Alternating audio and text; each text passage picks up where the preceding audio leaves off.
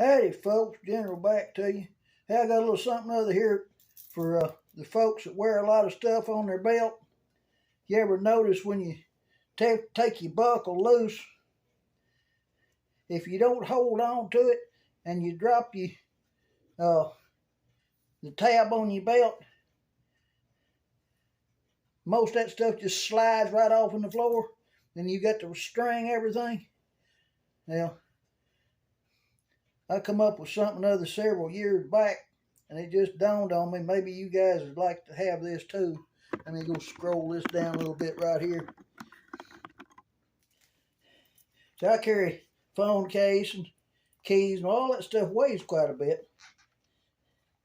If you take that thing loose like that, you get you one of these little clips like that and put it right there. Just here's the belt loop here. Put it right there, and it keeps it from going back through. So it keeps it right there. That way when you take your breeches off and hang them up on a peg, that right there keeps all your stuff on your belt.